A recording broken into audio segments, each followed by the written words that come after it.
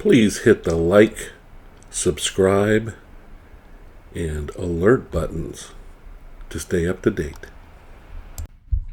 Hello everybody, welcome to Night Astrophotography. Today we're going to look at how I process finished images after acquisition. We're going to start with the Horsehead Nebula, and I'll post a ending picture as well at the end of the video.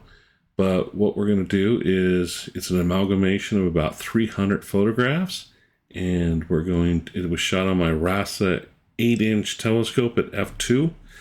So sit back and enjoy and see a little bit about what I do for a living. Thank you.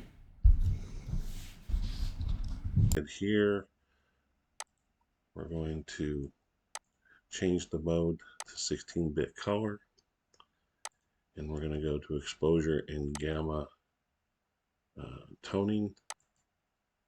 And the first thing I like to do is I like to crop the image so that we have no artifacts on the edge.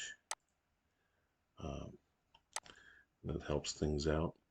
And next thing we're going to do is we're going to duplicate the layer, and we're going to do what's called channel mixer. Probably misspelled that. We'll go image, adjustments, channel mixer, and you'll see our histogram here is uneven. So I'm going to select the green, and I'm going to bring it down even with the red. And I'm going to do the same thing with the blue. What that does is it establishes everything with a black line here. And then when I do my first stretch,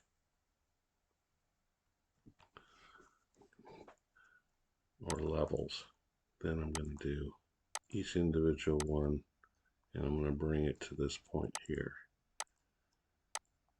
And you're going to go like, wow, it's turned totally black. There's nothing there anymore. Well, basically it looks that way, but what I've done is I've shoved all the data is all squished into this histogram right here. So by hitting Control M, which is curves, I'm going to do a stretch, which is going to start bringing the colors out. So you can kind of see how that happened. Let me go back to undo so I can show you the before and the after. After each stretch, I'm going to go back to levels and recalibrate my levels back to the wall, I call it. I don't know the technical term, but I want to keep everything as compact as possible. Control M for stretching again, and you can see that it's popping out. Go back to levels, and you can see how this is getting wider and wider because more colors and the image is stretching out. So I'm not adding anything to the image, I'm just enhancing the image that's already there. Now this one, those were automatic functions I was doing that were pre-programmed. Now I'm going to do my own stretching, and you can see how it's going to start popping the color. I'm going to do a slight S curve, so I'm bringing up the highlights, and then I'm going to bring the shadow down a little bit.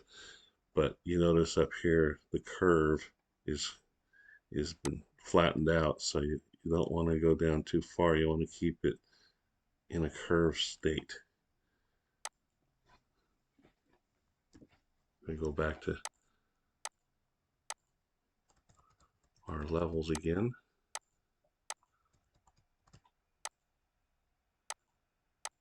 And push everything back to as much as possible without clipping into the data. And we're going to go back, and I'm going to do another stretch.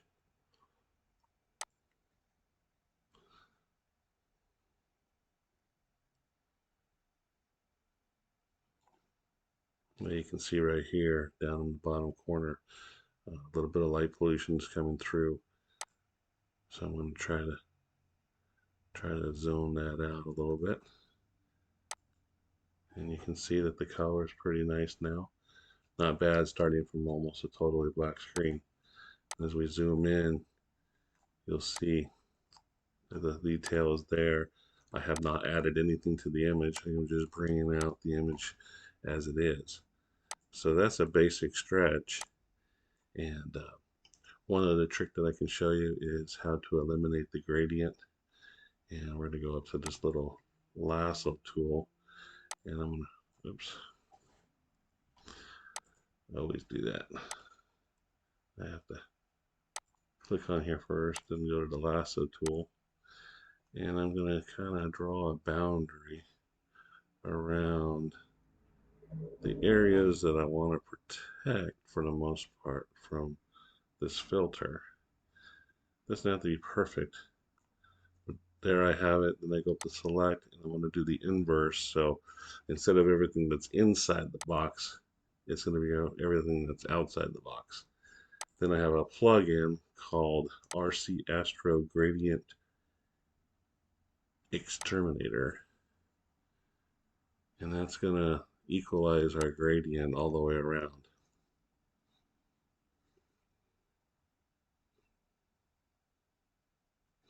So you see how that became a lot better.